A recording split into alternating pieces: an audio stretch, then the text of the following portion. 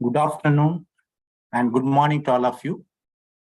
And this is the fourth day of the program on agribusiness through cooperative business model, organized by Vaikun Mehta National Institute of Cooperative Management, Maharashtra in India, in collaboration with the African ASEAN Rural Development Organization, ARDO, New Delhi. In this program, 25 countries are participating online, and this is the final day, fourth day. And in this, we have arranged 4 sessions. 3 sessions will be presentation of 3 different area experts, and 4th session will be action plan or your future plan as per the learning the participants made in this 4 days program needs to be elaborated. So we are starting now with the first session of the 4th day today, which is relating to handloom women cooperative. And we would like to understand the success story and experiences from looms of Ladakh. So for this, we have invited Madam Abhilasha Bahuguna.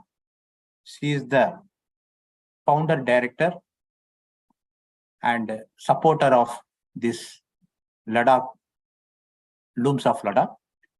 So I request Madam to interact with our participants in this platform. Over to Madam. Good afternoon, everyone. Good afternoon, Dr. Ravi, sir. Thank you so much for this opportunity to be able to share the journey and experience of Looms of Ladakh, which we aspire to be, a global producer luxury brand in the field of fashion industry. Are you able to see my presentation full screen, or is it in the PPT mode? It's visible, ma'am. Full screen now? Yeah. Yeah, it's full screen. Yes, we are able to see. Okay, great. So I would like to first, share the context. But why am I not able to move the slides? Just give me a second. Yes. Okay.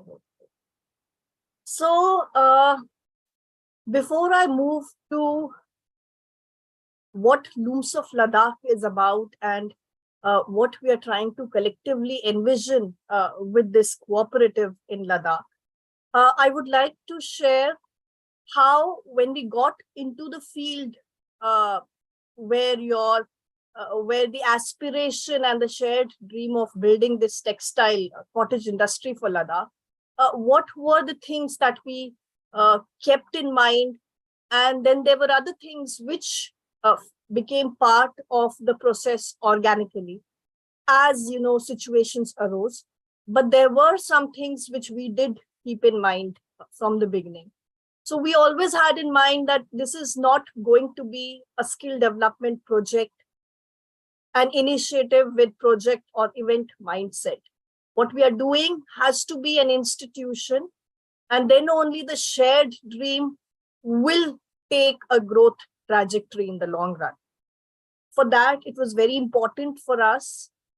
When I say us, it's as a founder, me and the rural women who were part of that context, who had participated in a lot of handloom training since a decade or so, that it was important for them to have this realization that what they want from this whole endeavor. Is it going to be another training program where by attending the training program, they will get some stipend for some days, or they will get some equipments to take home, and, or they were envisioning something bigger, something of their own.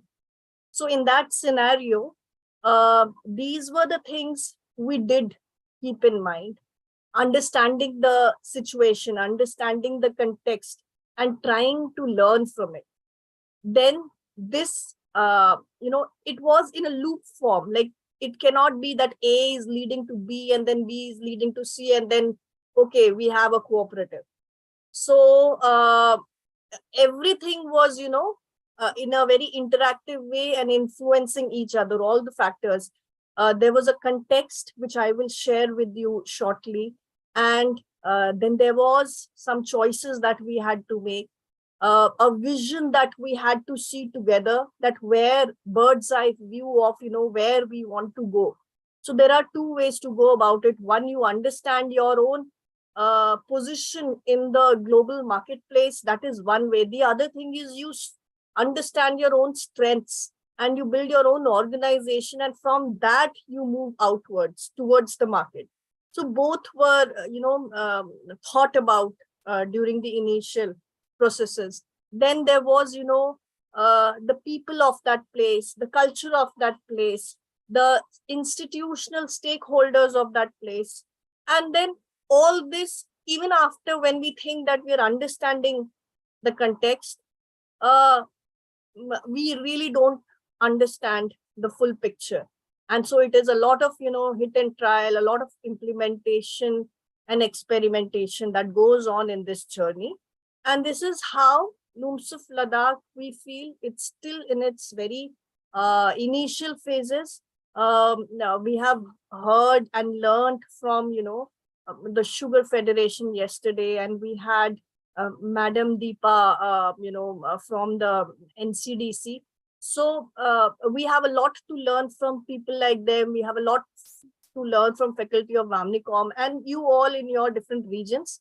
But I think we have made a good beginning where we have passed that stage where there are chances of whether it will, so there's a report I had read long back that, all these MSMEs and these enterprises, first 3 years, if they succeed those first 3 years, then they're going to last long. And I think we are in the 6th year and we have had our own phases of, crests and troughs. And now, even if everything dries out, even if, things are failing, the members of the cooperative won't let it fail. That is the confidence we have today in our scenario. So the story, it is a shared dream. The locals have very strong feelings about the identity of this luxury fiber, which is your Ladakh Pashmina. It has recently got a geographical indication, and they have been striving and working for various skill development projects to make the identity of Pashmina be associated with the region, and rather than being just a raw material economy. And they have been working together to realize that collective aspiration. For me, it was 2013 when I saw the Kashmiri artisans selling on the streets of Delhi in the neighborhoods and being bargained a lot with. That is the time I was a student. I had a fleeting thought that had they been organized and, built a brand identity and would have been showcased in a showroom, they would be having a much more bargaining power. And the model of Amul, which is a dairy cooperative, was the inspiration.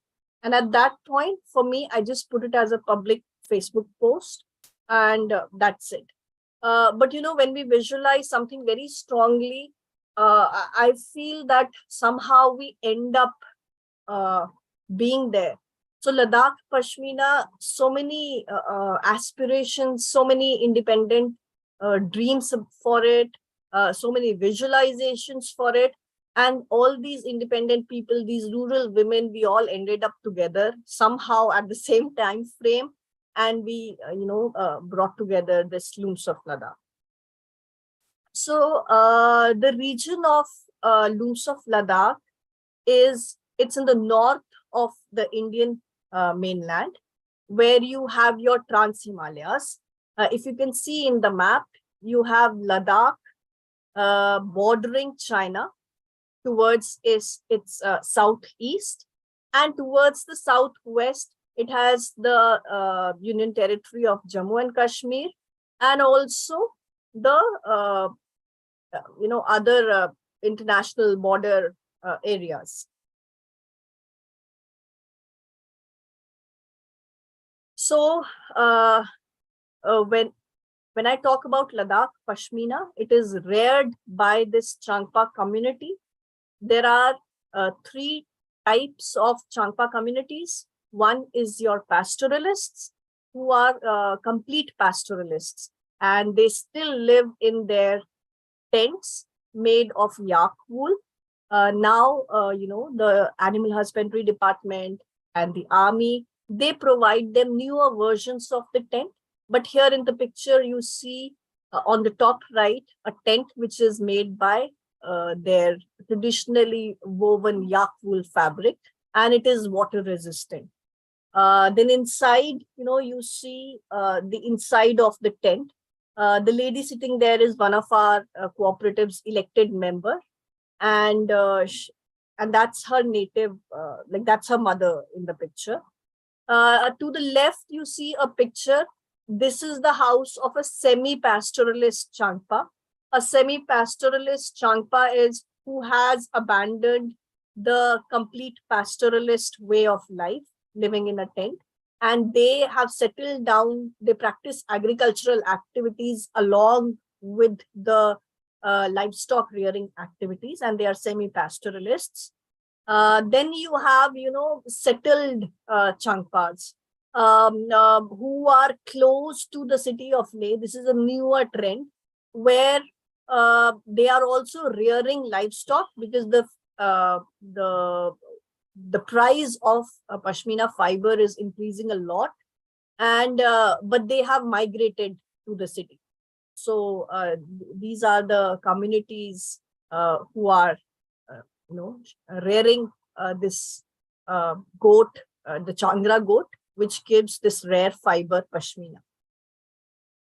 So these goats are reared at an altitude of 4,000 to 5,000 meters, which is ranging from 13,000 feet to 17,000 feet in altitude. It's a cold desert. Temperatures drop to as low as -30 and -35 degrees Celsius at night time. These 3 winter months, which are your December, January, February, these are extreme. These see very extreme, cold temperatures in the region. And after rearing these goats for this luxury fiber, these families just sold the raw material and could not add value to this raw fiber because they were never, their textile industry was never patronized by any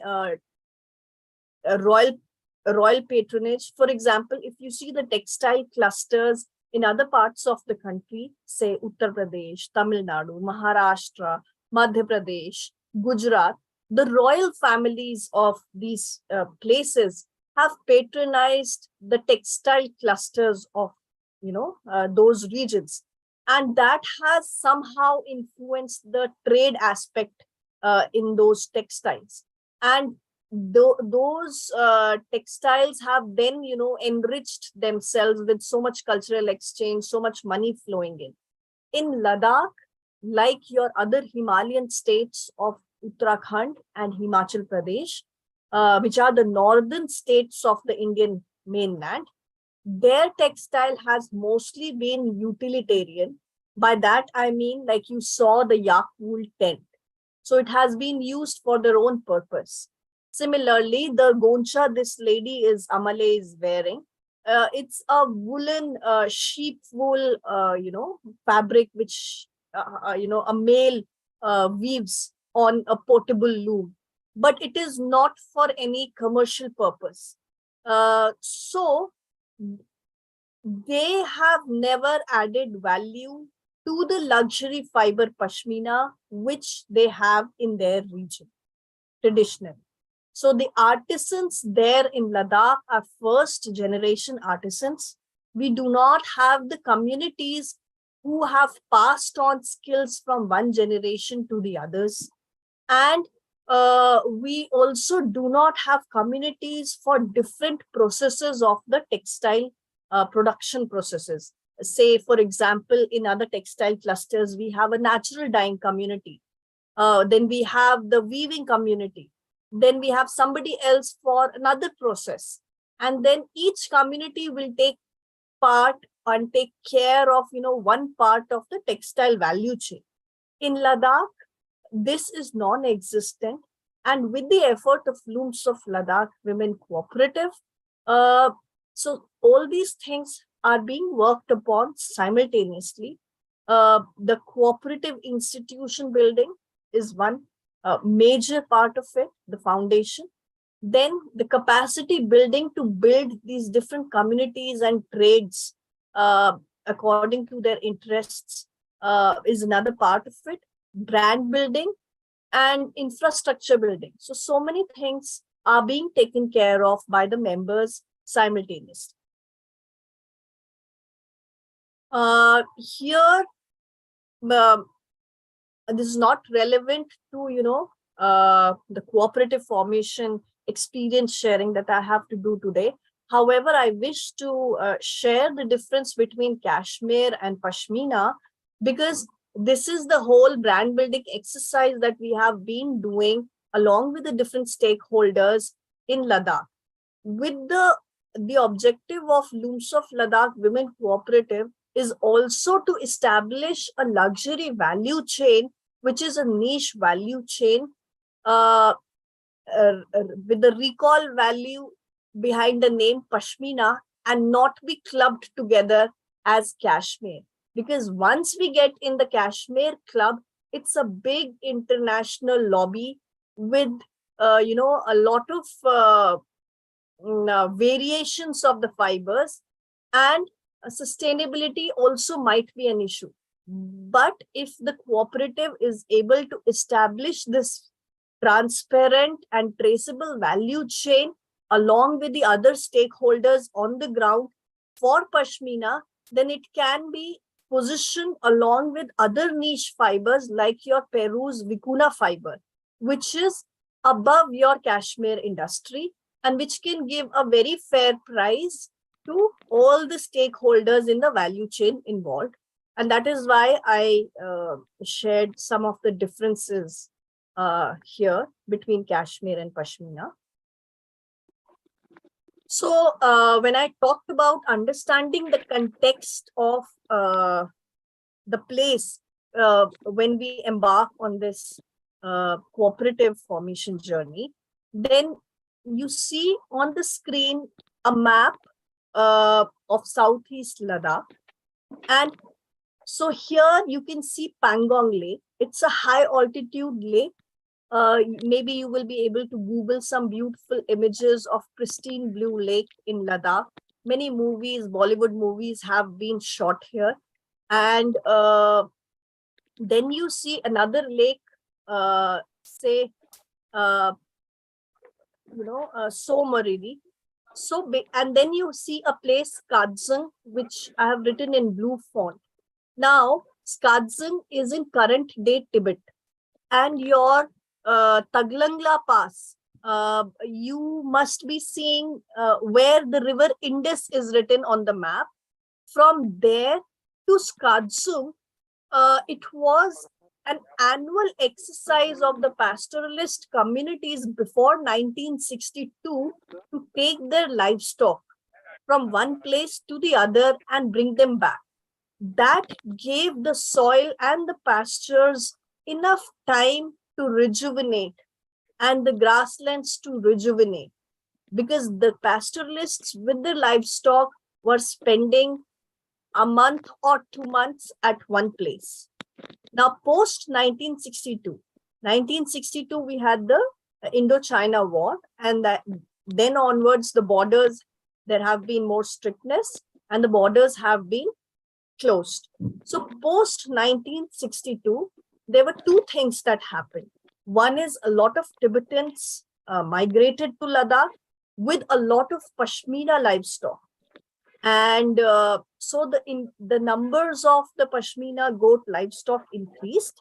The other thing is that with the public distribution system that came in, the barter system that was initially practiced, that slowly started to go out of fashion, and then these settlements started coming in, around these villages. Hello? You're just coming back. Okay, yeah, I'm sorry. So, so I'm instead looking, of there is that one thing, migration route that they practiced earlier, they used to go up to the highlands, which they also practice now, that, throughout the year, they live around water bodies, streams, during the winter period. And then during the summers, they go to the nearest highlands around the villages. So their route of migration is limited, and it is giving less time to the pastures to rejuvenate. So there is more pressure on the pastures because of the Pashmina goats. Then if you see this another map, you also see that the same Ladakh region has a lot of wildlife sanctuaries. You have a lot of endangered animals in the same region. You have the snow leopards, Tibetan wild ass, the fox, skunk, so many things, the black-necked crane, and the habitations are also around these places. So that also sees a conflict for pastures. I'm just sharing all this first as, to give you a picture of the context of the region. Then these are some of the statements which in my informal interactions with all these members there, these are statements coming from those semi-structured interviews or conversations. My friends are gradually leaving, which makes me despair. I want to stay here. If I liked the town, I'd have left 20 years ago. When the first nomads went there, it's hot in the town, but the heart isn't happy. The heart is happy at home. This comes from a person, an elderly person. So there's a lot of migration. As I told you, there are three types of pastoralists: your complete pastoralists, then semi-pastoralists, and then the ones who have migrated to the town and who are, some of them are still keeping livestock close to the town, and they are working as laborers and participating in other activities, in driving and other things. So this comes from a person who is still there, practicing complete pastoralism with the livestock. And then the other one is, I don't think I can become a builder, but if we don't leave, my poor children will have to continue here, but it will be so hard to be a builder. So this comes from one of Looms of Ladakh's elected members. And this is, so she migrated from this village Kharnak, which belongs to the complete pastoralists community, and she is now in Leh. And the other option she has, apart from the handloom industry, is becoming a laborer. Amazing. In the a lot of construction is going on in Leh town since a decade. So that is another alternative in front of her. Then the third one says that I sold my goats to buy this shack. I keep refreshments for tourists. I planned to open an eatery, but the pandemic has affected tourism. So basically this is coming. So tourism is also something which is seeing a lot of rise in Ladakh, and it's too much too quickly. So it did not give a lot of time for the town to absorb and plan its carrying capacity, and it's just unfolded. And a lot of people are dependent on tourism industry, and this is a sentence during the COVID pandemic. So the region is seeing tourism activities, Then the PDS replaced the barter system of wool and salt for tree and grains. And the younger generation, they prefer, so they, I remember from 6 years ago, we had a lot of yak cheese and, milk, on local milk and all these things. But now I see a lot of, though Amul influenced and inspired looms of Ladakh in a certain way, but we are seeing a lot of Amul milk and, other milk in Ladakh. And then from the international examples, we see that there is an increased dependence on the cash economy due to the international Kashmir demand, which made the Mongolian herders more vulnerable, because so basically they are just dependent on the Kashmir selling, and then they became part of that economy, and they gave up all their traditional way of living. Then there is, so basically all this I am sharing that before embarking on our journey, we tried to understand what's going on in the region along with the women. The work of the NGOs which have done such great work in the past, they had imparted skill development trainings in the past, 2-3 months training on weaving, then 2-3 months training on knitting. So we studied them. That helped us understand what we have to learn from them and what we have to correct in our journey. Then we also understood and studied that from some international examples, like the Nepal Chiangra Pashmina program.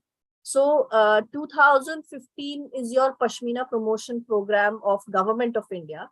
And a decade ago, say 2005, I think, the Nepal government also started a similar project with Intrasen to promote the Nepal's Chiangra Pashmina industry. So it means that they have already done certain things 10 years ago, and we should learn from them because the contexts are so similar. And from their studies, we understood that a lot of skilling may be carried out. However, it might not translate into institution building. A lot of skilling may be carried out, which may promote a lot of individual entrepreneurs in the region. However, that might not translate into employment for the whole region, for regional development, because one individual entrepreneur may only be able to employ 5 to 10 weavers or artisans or rural people. Also, their ownership will not be there. And also from the Nepal Chiangra Pashmina program, we learned how, because these skilling programs beautifully brought out very enterprising, these young entrepreneurs, but they did not have the economies of scale to compete globally. And they just ended up being enterprises for the tourism souvenir industry.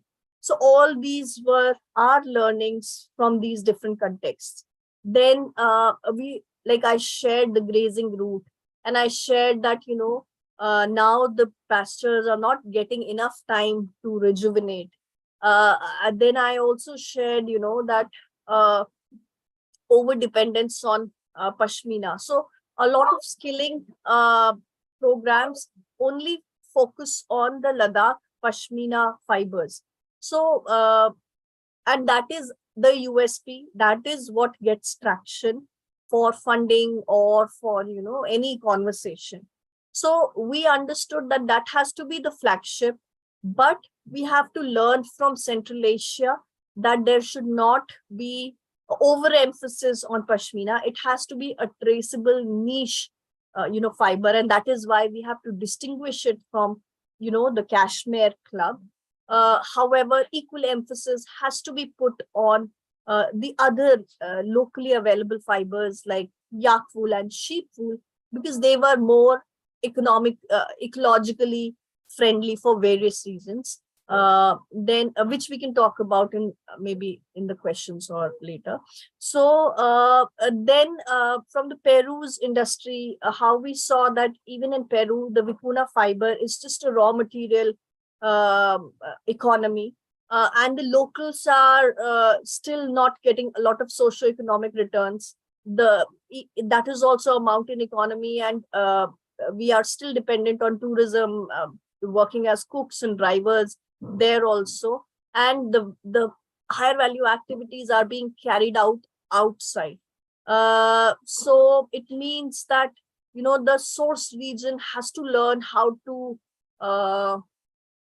build its institution, builds its capacities to be able to participate in the higher value activities. Then we also studied the off-farm producer organization, legal structures in the country. There I learned that the position of CEO was for an external management graduate. And it was, at that time it was intuitive, but I felt that if an external management graduate will be hired for that position, then the members will forever be dependent on decision making on the CEO who's coming from outside. So in our cooperative, in the bylaws, we kept the position for the member, so that they participate in management decision makings. They fail, but at least they have the opportunity to fail, so that gradually they learn how to take decisions. So that was another thing. Then the one more thing that we understood during the formation was that a lot of focus was on shawl making. And in this shawl making industry, weaving basically. So in the shawl making weaving industry, I realized that we have competition from fast fashion local market. And so basically we had to understand what product is going to be, the business, what will get the revenue for the cooperative, and who are the competitors. So this weaving and shawl making, we had competition from, there are regions in the country called Punjab, then you have Delhi. These are all northern regions. Then you have Gujarat. This is in the west of the country, India. Then you have Kashmir. So if we go into the shawl segment, then you have Kashmir, which has artisanal skills passed on from decades. Generations pass on those skills to each other. Then if we see the Delhi and the Punjab and the Gujarat market of shawls, we understand, if we go deep into that industry, that they have a kind of a buyback arrangement with the Mongolian cashmere fiber industry. So they buy the Mongolian cashmere fiber industry very cheap, make it machine spun with other nylon and other fibers, and then they sell that those shawls for very less economic, less price, as low as Indian rupees 2,000 to 4,000. And a real pashmina shawl cannot be priced less than rupees, say 20,000. So then we could not see that how just weaving plain pashmina shawls and skilling people in that will help Ladakh to position itself and in the Ladakh pashmina industry strongly. So that means that we had to think other product categories where we can get an edge, and where these people can get more skills gradually, where we do not have to wait for generations for those artisanal skills to be there. As I told you before, that Ladakh is not a textile cluster like other textile clusters where communities of artisanal skills exist. It's a raw material economy purely. So this is the value chain of Ladakh pashmina industry. You have the pashmina and yak herders, the Looms of Ladakh women cooperative members. They also have their own livestock. And then you have a dehairing plant in Leh. This dehairing plant basically carries out the processes with which your raw and uncarded, basically, just the hair, the shared hair of the goats.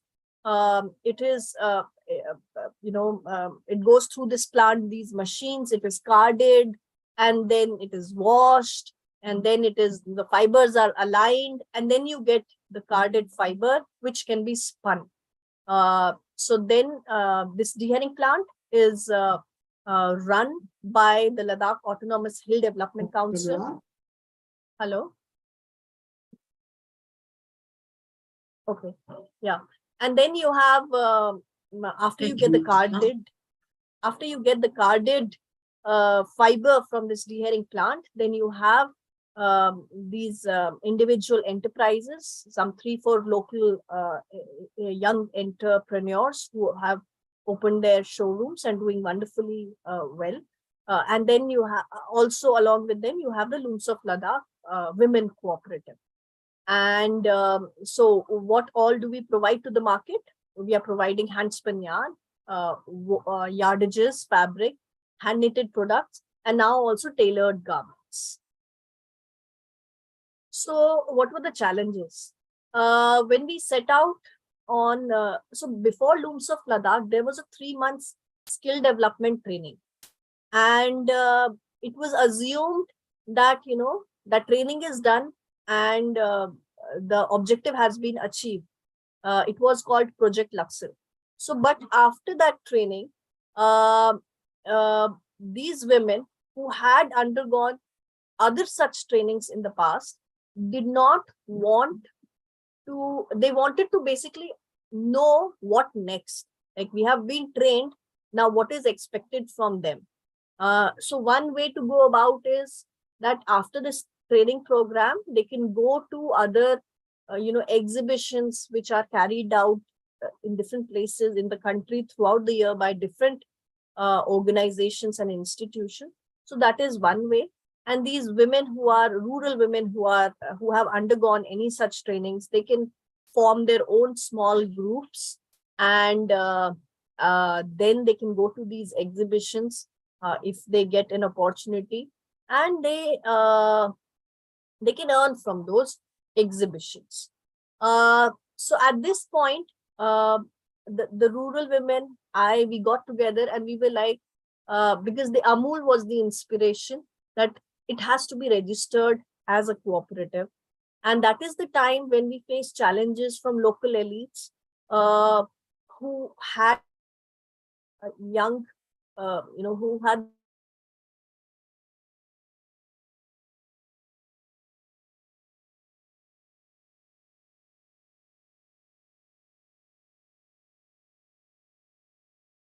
their business themselves. And that is why they can work as wage laborers or wage earners, artisans on wages for these young graduate entrepreneurs. So that was the mindset we started with. And the other challenge that we faced was lack of funding for by OFPO, I mean off-farm producer organization. Farmer producer organization is where agricultural related activities, then you make your producer organization with those activities. And off-farm is not allied to agriculture, but for example, by the women of the farmers, in the same vicinity, these other activities like handloom, handicrafts are carried out. So they are off-farm producer organizations. So generally, for the off-farm producer organization incubation in the country, you have institutions like NCDC, you heard yesterday, and then you have NABARD, which is your National Bank of Agriculture and Rural Development of Government of India. So they give funding for 2 to 3 years for different activities like some infrastructure building or some skilling activities. So we did not have that funding with us in the first 3-4 years, for the same reason that we faced opposition to the cooperative formation. At that time, we had, the members and the women could convince the Ladakh Autonomous Hill Development Council, who had a visionary chief executive, to give them a space to sell the products. And even when we did not have the funding for skilling, training, marketing, and other things, we had the space to sell, and that worked wonders. And the lack of funding also turned out to be a boon in hindsight, because now we think that if we had funding from the beginning, maybe the members would not have developed the importance, understood the importance of all these things: effective communication, delayed gratification, and learning by doing. Maybe they would have just learned how to utilize funds and prepare an audit report. That would have been the skills if we would have got the funding in the first 4 years. But without the funding, the members developed a business sense. They brought in their own raw material, and they sold the products themselves, and that have helped Looms of Ladakh, to sustain and thrive. We got our first funding in the 4th year after the pandemic from NABARD and also ICICI Bank. And with that, at that stage, because the business sense had already developed, we were able to utilize that money appropriately and build infrastructure, both physical, digital, skills, hire young professionals, and we'll talk about it later. So what is the USP of Looms of Ladakh when we try to understand the Pashmina and yak wool industry in the global market? We studied all the brands, and we realized that either there are individually or family-owned brands, or there are collaboration of enterprises, associations, but there is no producer-owned, brand in the Pashmina and yak wool industry globally. And that is going to be our USP. And that institution, that cooperative model, has to be strengthened. So this is what we understood and we are taking forward. So why did we, choose a cooperative? Because of the belief that the people who are the primary producers, they also have to participate not only in profits, but also in the decision making. And each and every member has to gradually emerge as a leader. Then only that industry, that skill development, or that cottage industry will have benefits for the whole region. Otherwise, when going back to the 2013 Facebook public post, the Kashmir Pashmina industry is so rich and so much artisanal skills there. Each fabric is like a dream. However, there are dwindling number of artisans who want to pursue it after so many decades, and so many efforts in getting them a GI or the marks, whatever certification marks, and so many certificates, whatever. But it's still just 1 or 2 business houses who are becoming rich with that Kashmir Pashmina industry. But the artisans do not want to do it anymore. So, and that is why in Ladakh, if we have been chosen by,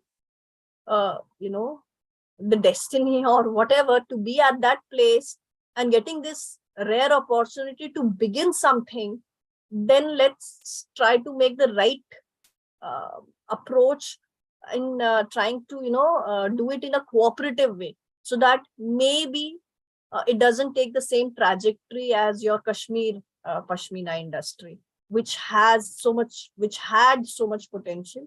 And having said that, they had so much potential, and now recently I have learned that they are also coming up with a cooperative, which is such a good news in one of the districts of Kashmir.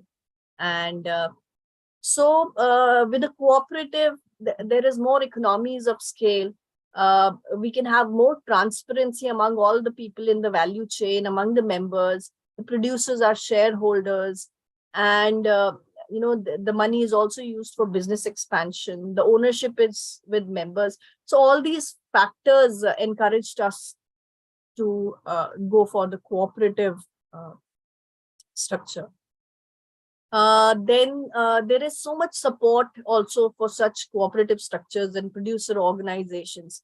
See, if I have to make my own business, see, there are two kind of entrepreneurs. Like, if I see myself as a social entrepreneur, so is it the money part that inspires me, or is it the creation part that, I want to create, right? So if I want to create and I want to create with people, it's not the money part. Then why not take the producer organization way, in which I know that, we can do it so much more transparently. And if we live what we are saying, then it will definitely, even if it had its challenges or obstruction or resistance in the first place, it will start seeing support eventually, because then everybody, all the local stakeholders also realize that no ill intentions are there, and it's for a good purpose, and it's being done transparently. So everybody comes on board. You just have to show how it is to be done.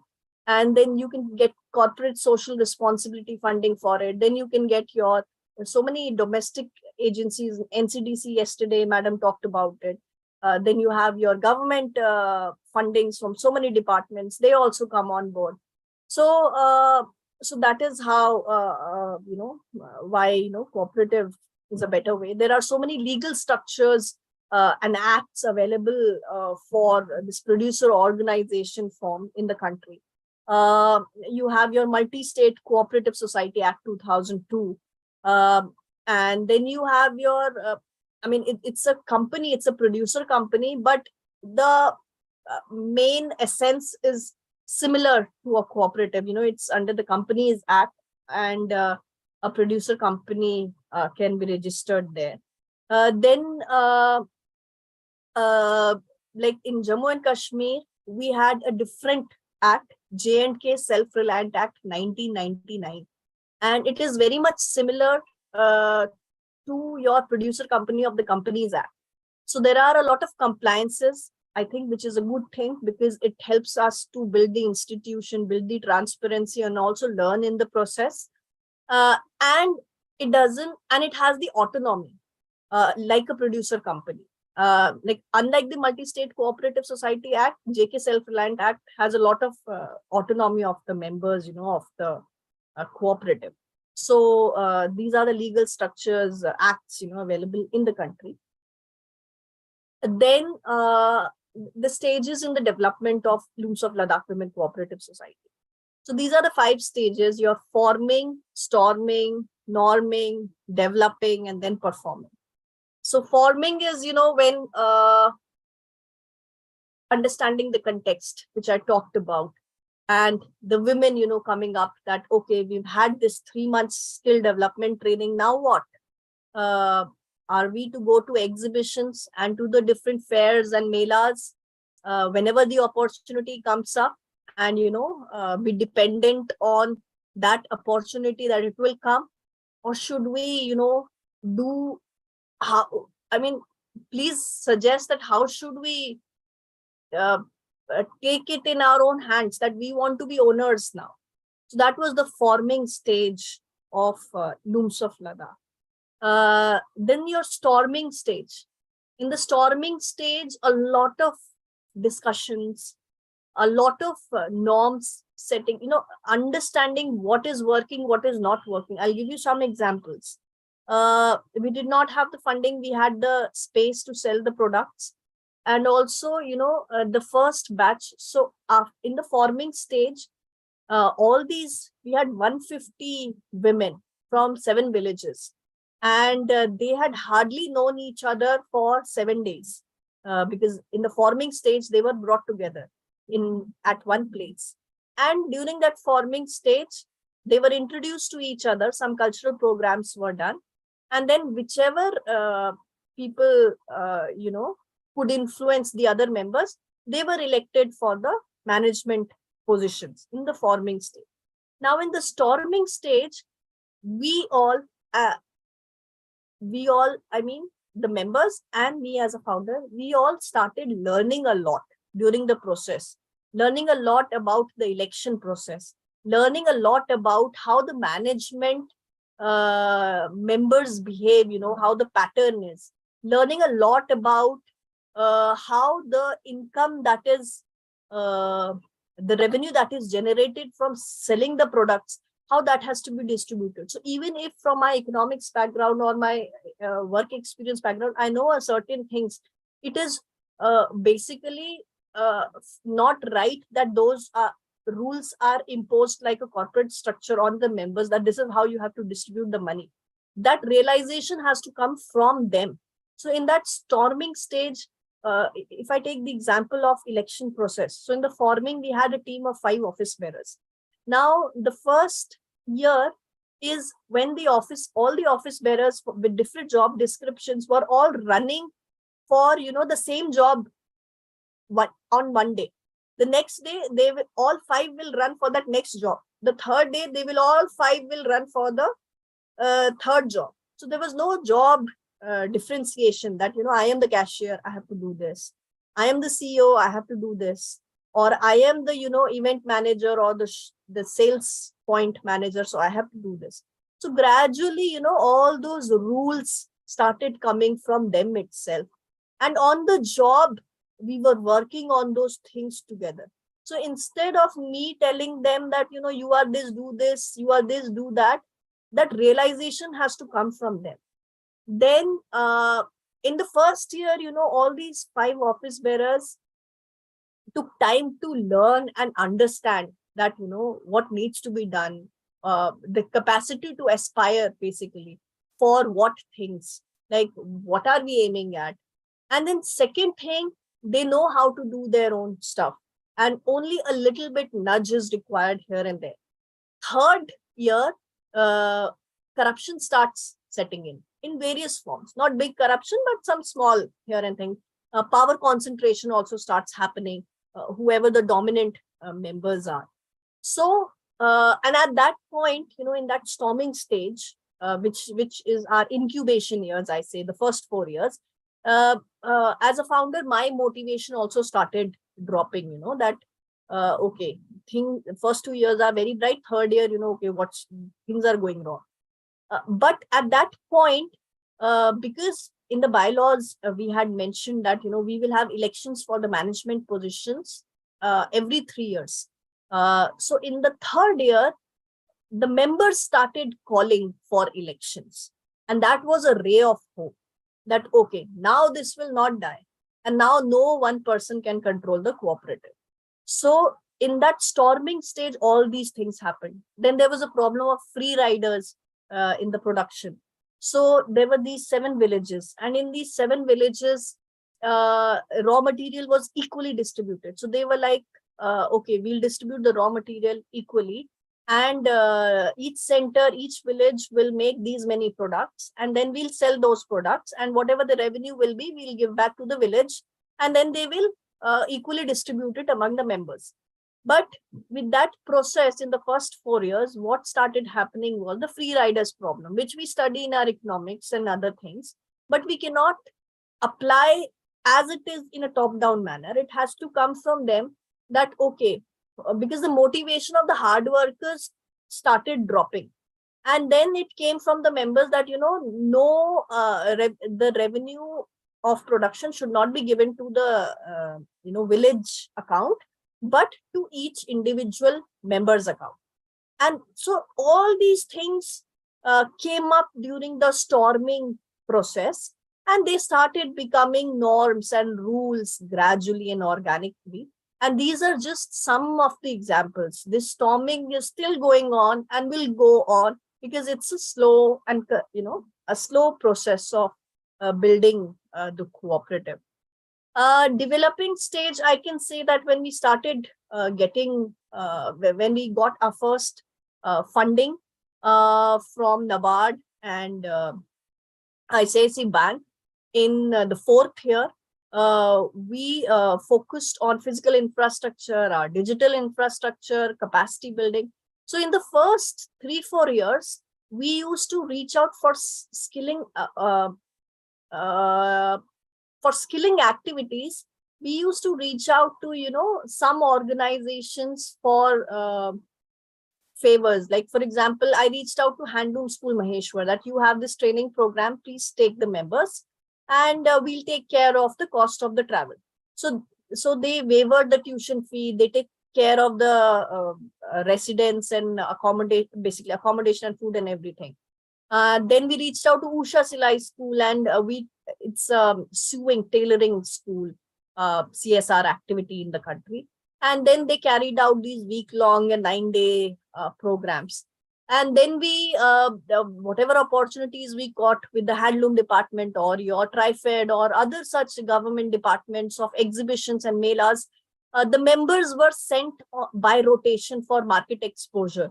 So, for example, one member who has already been outside Leh and one member who has never been outside the village were always clubbed together for, more and more members exposure to the market. So these all things were carried out in the first 4 years. But once we got the funding in that 4th year, the first thing we did was, now we got funding from ICICI Bank for developing our head office and central quality control atelier. We were promised a land donation for it, but when the funding came, the land title, it was not transferred in the name of the cooperative, or it was not given on lease at the last moment. So from the sales revenue, from the members' contribution, and from my own scholarships, which I used to save since school for various things, we all bought land in the name of the cooperative in Leh, and with the vision that this will be the hub of our hub and spoke model of decentralized, apparel manufacturing cooperative. And then the funding from the ICICI Bank, we built this head office and central quality control atelier, which is still a work in progress. Then we got the NABARD funding. And in the NABARD funding, I would say that the NABARD officials were very, very kind, that they did not ask us to fit in any of their circulars or in any of their schemes, but they asked us to do our own, broad view analysis of our needs, and then pitch to them, for our needs.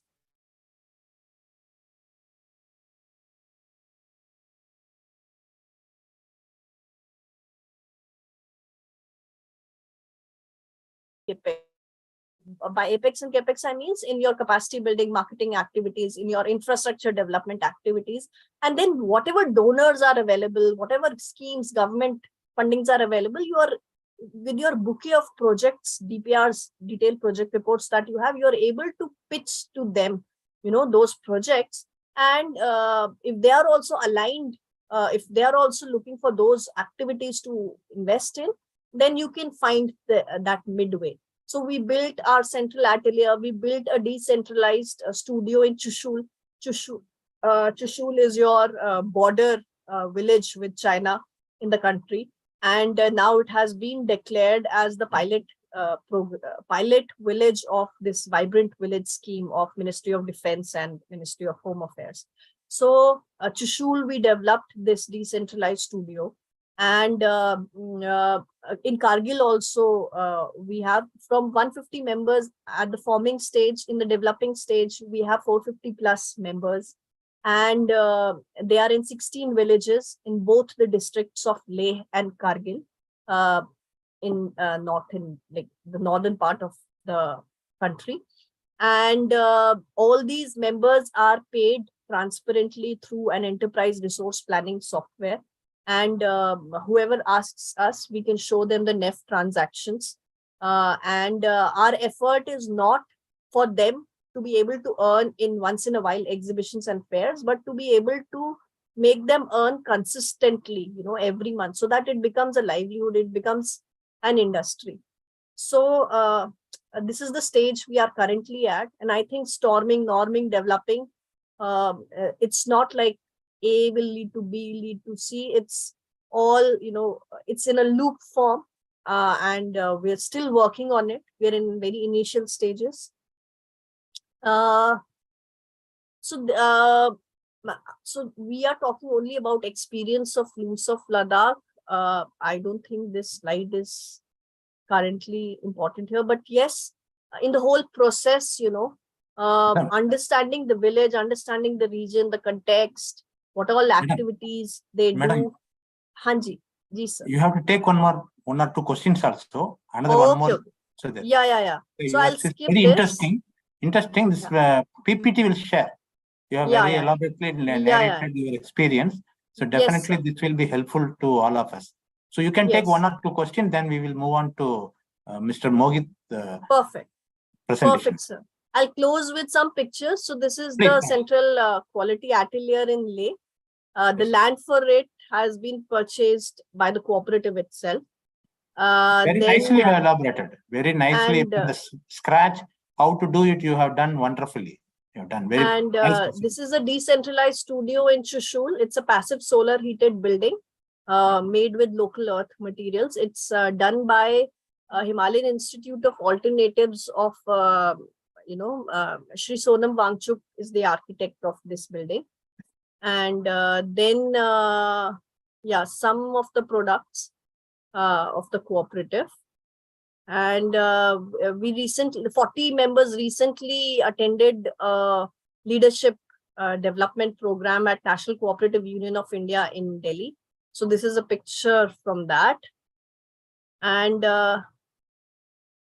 this is our recently conducted third election to the management positions. So the election was carried out in the 16 villages. A polling party from among the members went to conduct elections.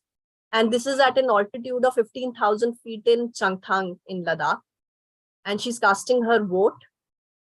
So we've had 6 annual general meetings so far and 3 elections to the management positions. And so, yes, we are very happy about it. Very interesting. Very interesting. So from the participant side, any one question we can take? One question.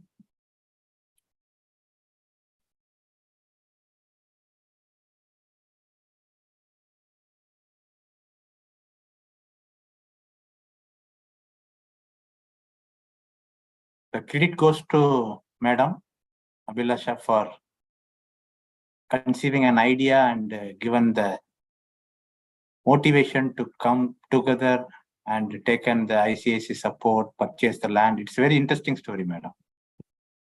If there is no question, then we can move on to next presentation. Yes, I'll stop sharing my screen. Yes, Madam. Yes. Thank you, sir. Thank you very much, Madam. Thank you. Thank you, sir. So we'll move on to the next presentation. It is from International Cooperative Alliance. We have requested ICA to make an overall picture, give picture about the international scenario of cooperative sector. And Mr. Mohit Dave has joined in this platform.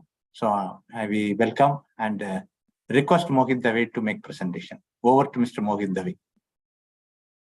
Right. Thank you so much, Dr. Ravi. It's indeed an honor and a pleasure to be part of this August gathering. And of course, congratulations also to my compatriot, Ms. Bahuguna, whose presentation I was able to see for the last few minutes now. Very interesting work, and congratulations for all the hard work that you're putting in there, Ms. Bahuguna. And it will be very interesting to also connect maybe after this session to also learn how the ICA and some of our members here could potentially support and encourage the work that you're doing here. On that note, of course, good morning, good afternoon, good evening. I'm not so sure from which parts of the world are our colleagues here in this room, but yes, I was told about 25 countries, a very impressive figure of 25 countries had what registered for this 4-day training, co-organized by ARDO, the Asian African Rural Development Organization, and of course, VAMNICOM. I'm thankful for the opportunity to be here. So maybe what we could do is, of course, I'll share a brief presentation, more so to give you general sense of what the ICA is, what it does, and potentially how could your governments and your countries could engage with this organization and the institution. So that's something we could do, and hopefully let's try to keep it a bit more open-ended and have some exchange. It will be great to hear some of you and your stories and your work with agriculture, rural development, or cooperatives in your country. And of course, that sharing of ideas and views will be very useful in this exchange. On that note, then I'll quickly make a short presentation, and please feel free to pause me in between, and we could go around that way. All right. So let me share my screen. Are you all able to see my screen? Yes. Okay. Yes, we can see. Thank you. Thank you, Miss Bunmi. Should I call you Miss Bunmi? Yes. Yes. Thank you. Thank you.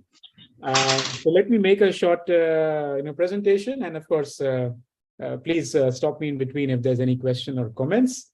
So here I am just sharing about the experience of the global cooperative movement and the global alliance on cooperatives in this meeting today.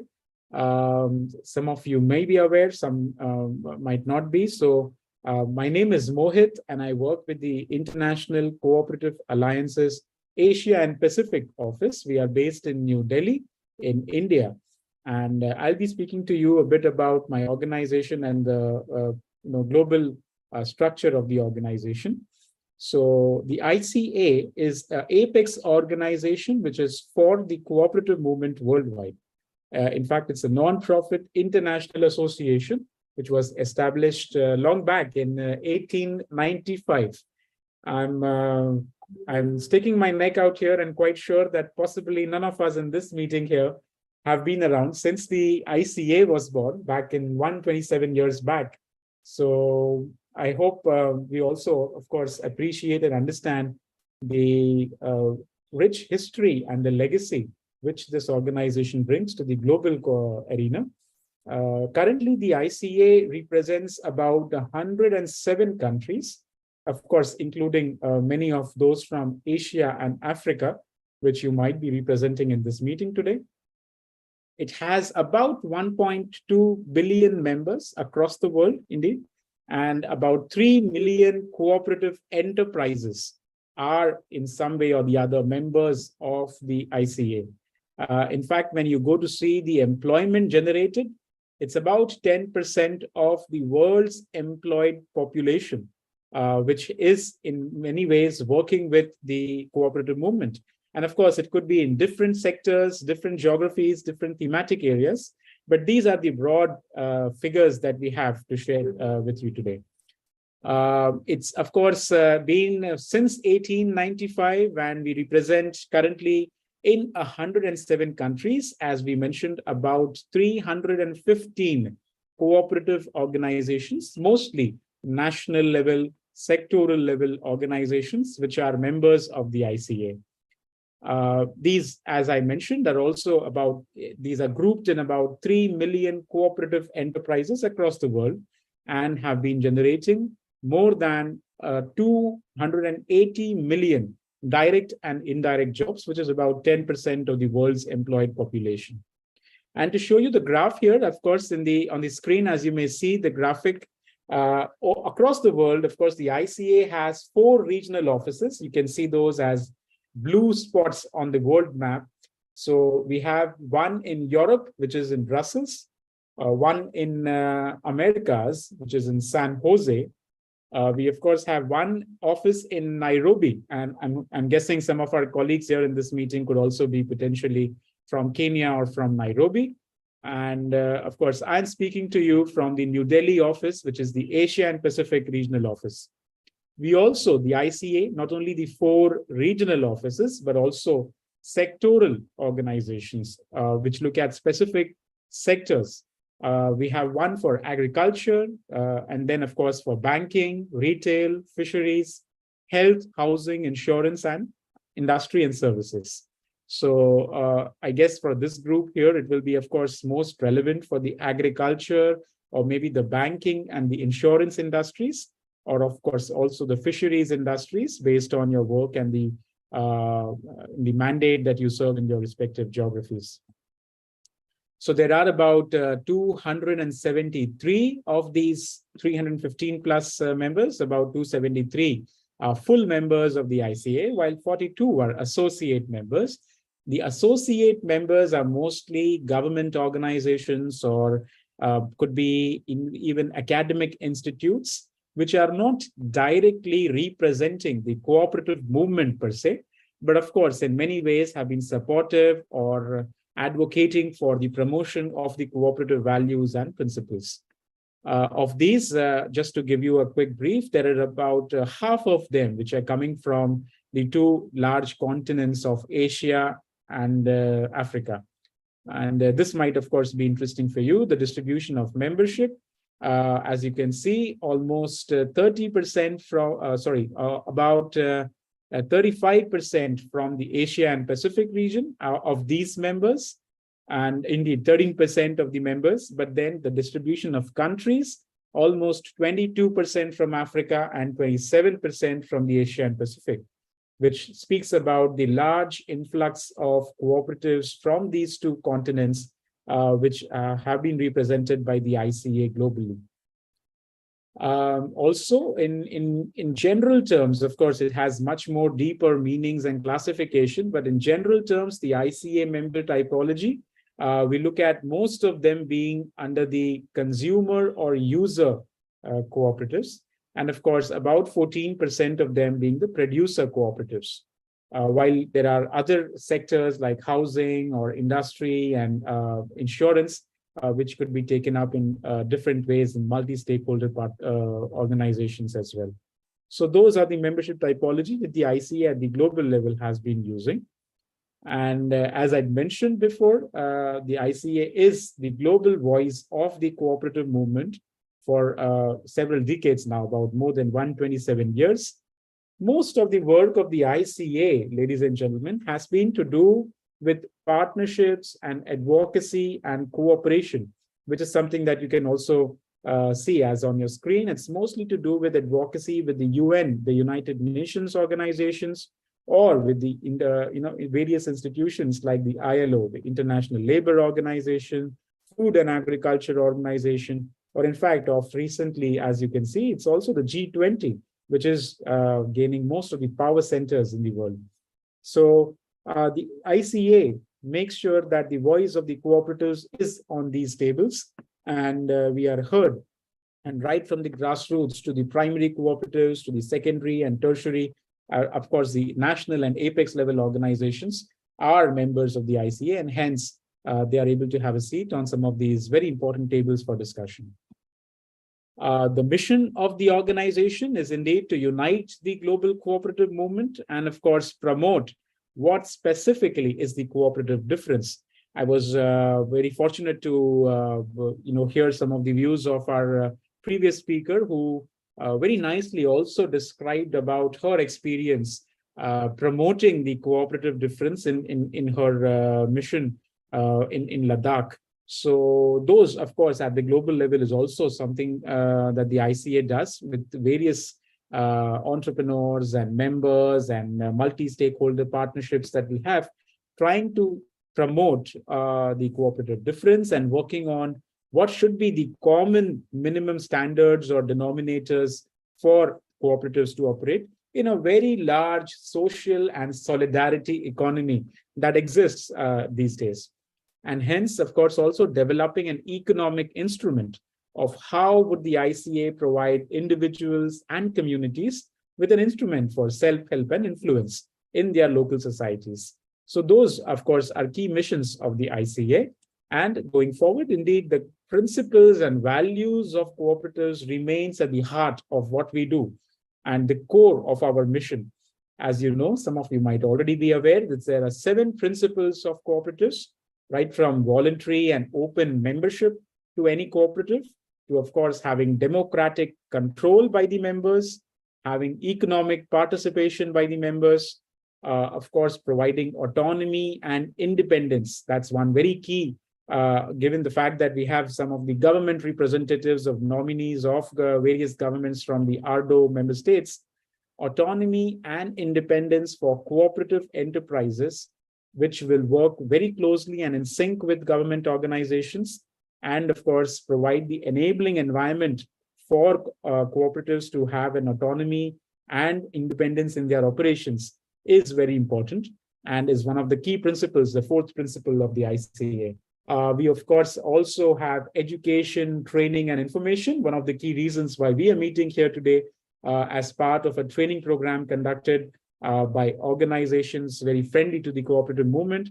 That's one key principle for the ICA.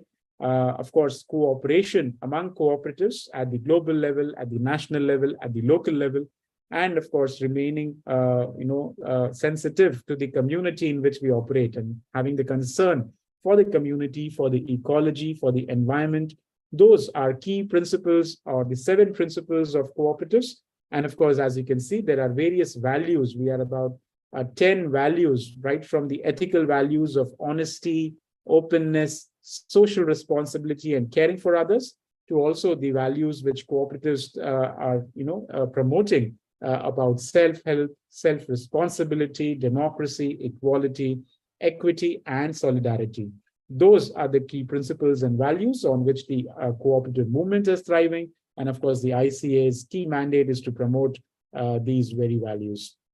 And speaking again about the timeline, as you can see on your screen, right from 1844, which is when the first known cooperative is known to have existed and recommended some practices, the Rochdale pioneers as we know of them today. Ever since then, up to since 1895, when the organization was founded in London in its first Congress in 1895, the ICA was founded. Right from there, we have had several congresses in Paris, in Vienna, in Manchester, and of course, specific guidance notes have been provided as recently as in 2015. In 2020 was the 33rd World Cooperative Congress, which was organized in our own region, in the Asia Pacific, back in Republic of Korea, from the 11th to 17th of December in 2020. So that's been a rich history and the legacy that the organization espouses and of course promotes in many ways in its different mechanisms. What are the characteristics that help co-ops to grow? Maybe we can take a pause here and see if there are any reflections, comments, feedback from the audience. Whoever of you is working with cooperatives directly or indirectly in your own countries, in your own setups, please feel free to share with us what are the characteristics that help cooperatives in your communities to grow. Of course, we have been keeping on mentioning about the sustainability, which is a key factor in the DNA of cooperatives, but how do they help? Of course, we saw an example in the previous speaker's presentation as well, but it'll be also interesting if you would be wanting to share some reflections, some comments here, and maybe we can take it from there.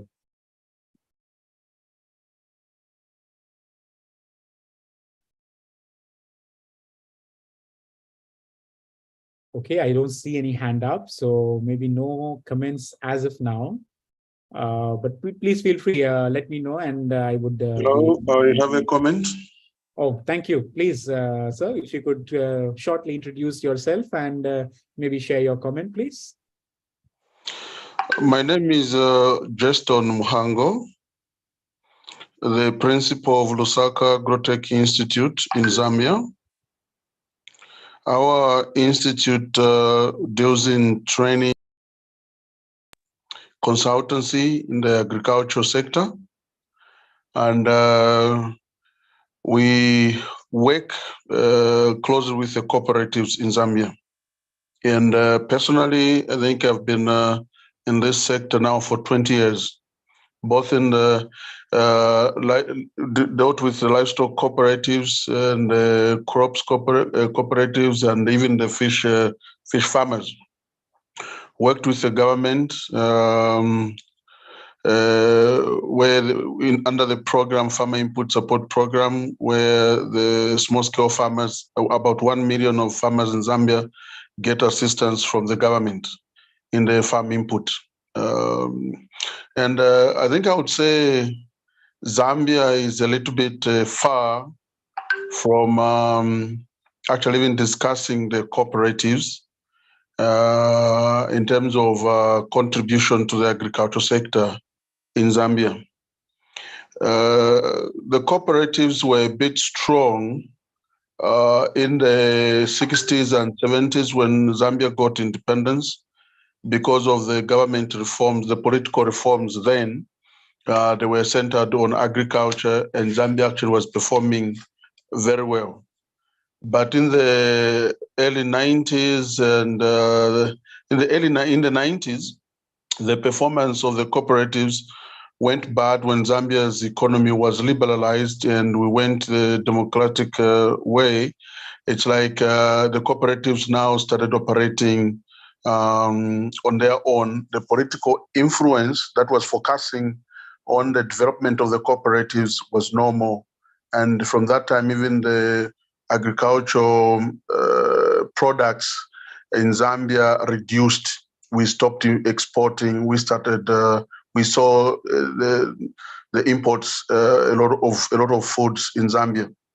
Then in the early 2000s, the government introduced. That's when the government introduced the farmer support program, which was supposed to go to, or which was prioritizing or working with cooperatives. From that time, we saw the registration of cooperatives increase. A lot of cooperatives were registered, but the challenge was these cooperatives were farmer input based. Their objectives were not to engage themselves in farming, but just to benefit from what the government was giving us support. They were giving the maize seed, fertilizers, and based on the region, later they started introducing soybeans and other various crops on the program. A lot of them registered, but they were not doing what they were supposed to have been doing or what they registered for. Again, early last year, after having a new political party coming to power, they have come with a strong,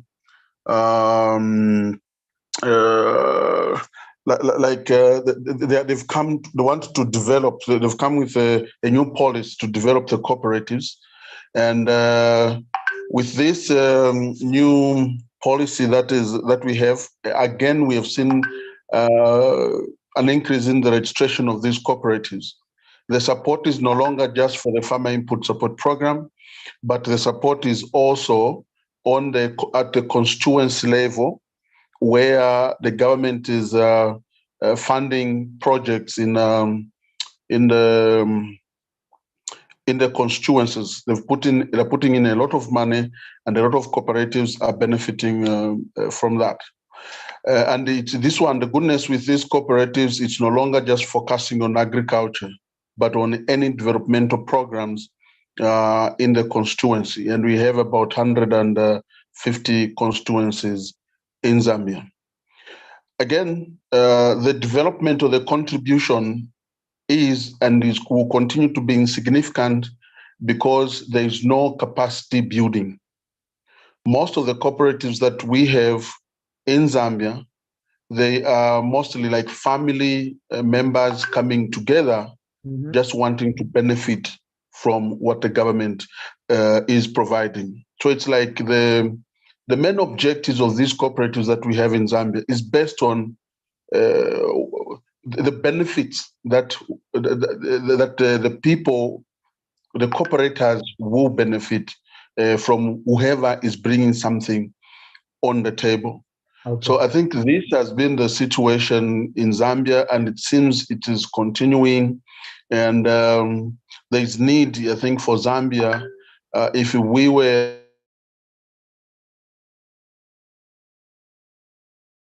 using the cooperatives for capacity building.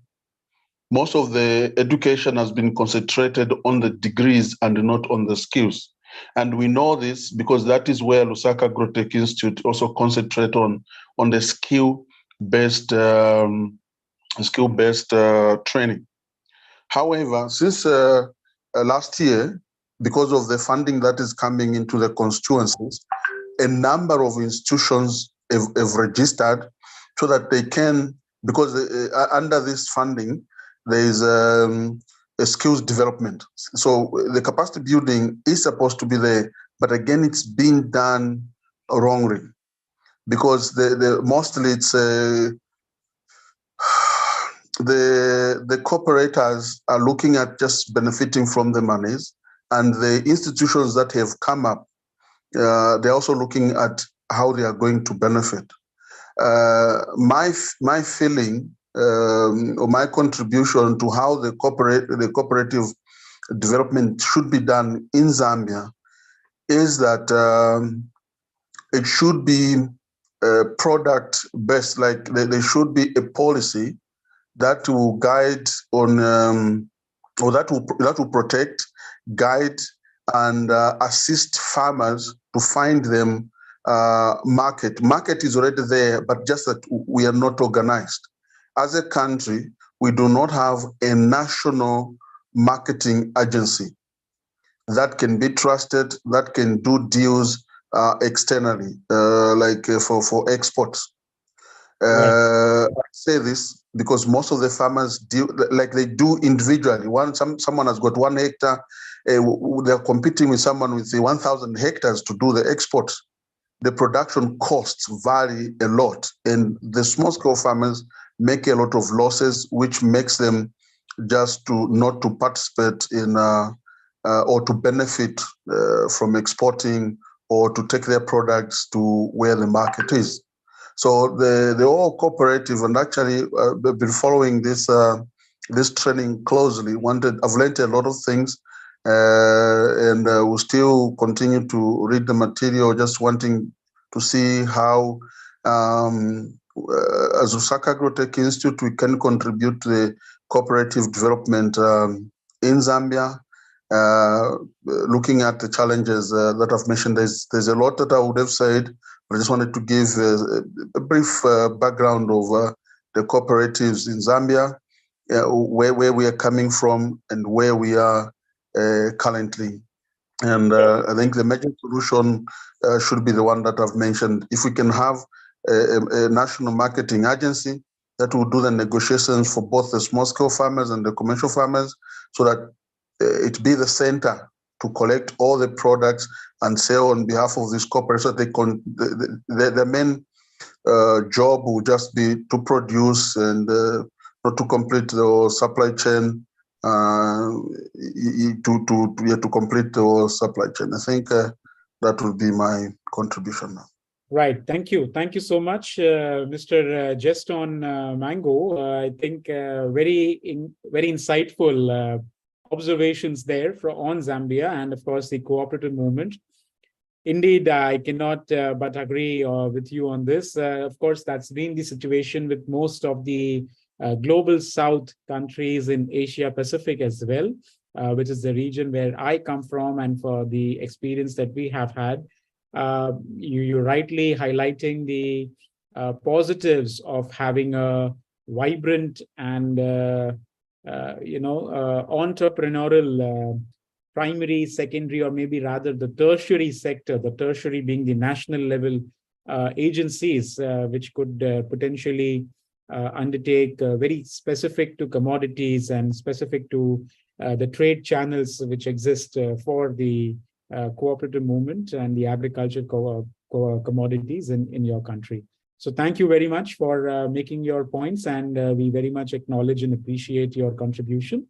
And of course, this will be recorded for the reporting purposes as well. Thank you. If we have any other points, comments about the experience of the cooperative movement in your respective countries, geographies, mandates, that'll be great. We have the time to take one more comment, or else maybe we can proceed with the presentation.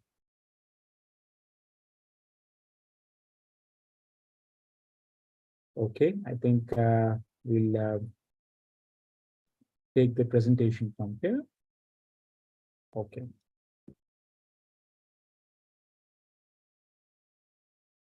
So these, of course, would be the key characteristics for cooperatives to grow based on the values and principles that we just shared. And how do we implement them or operationalize them in the ecosystems and the local communities in which you and your organizations operate? So that's one key differentiator on our experience based on the work that we have done in the Asia Pacific region at the ICA.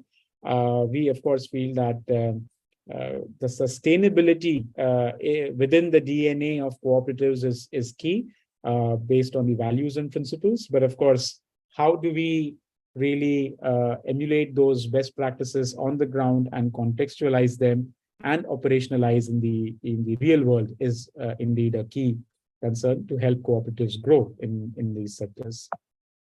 Moving forward, of course, I'll also talk maybe quickly about the ICA system so that it's also appreciated how you and your organizations could deal and engage with the ICA.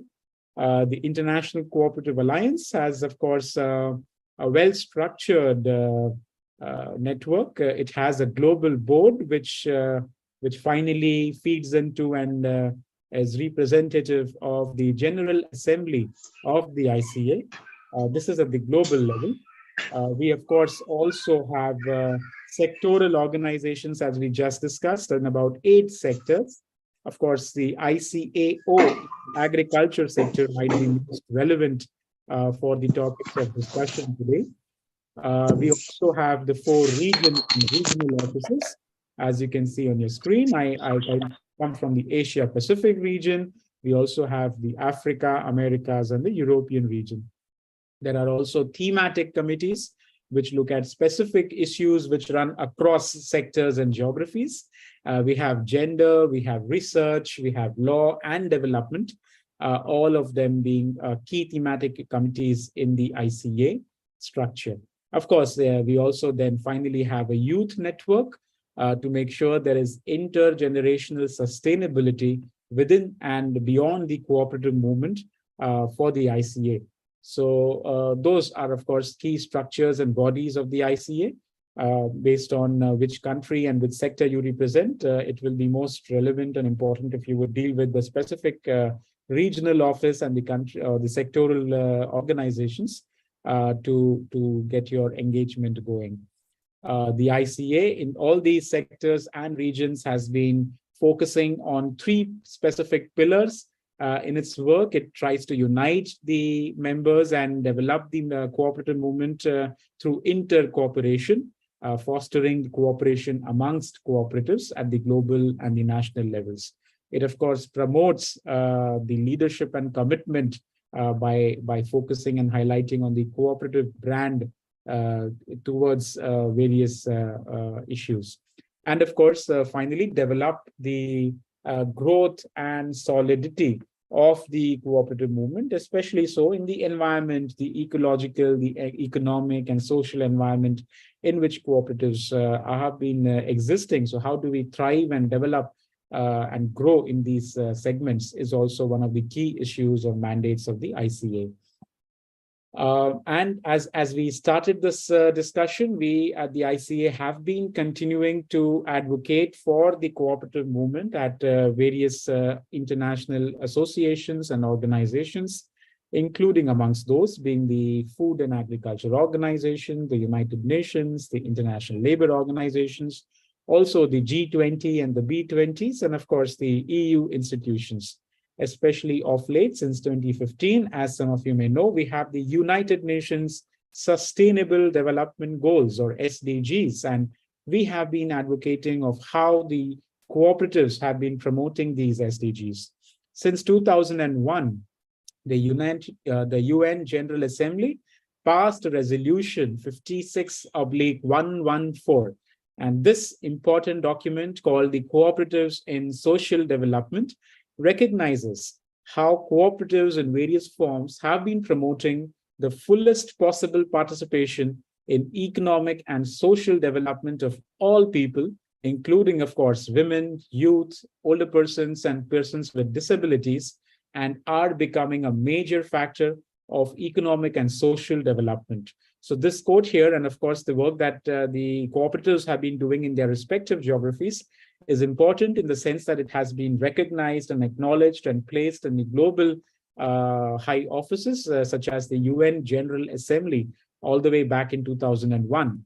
Of course, also in 2002, very important, especially from the governance point of view and the government lobbying and advocacy point of view, the International Labour Organization, in its recommendation number 193 in 2002, promotion of cooperatives, talked about how the member states of the ILO, which of course includes many of us here in the meeting from the Asia and the African continents, how the first intergovernmental text was spelled out with the whole statement of the cooperative identity, including the values and principles, providing policy guidance for cooperatives.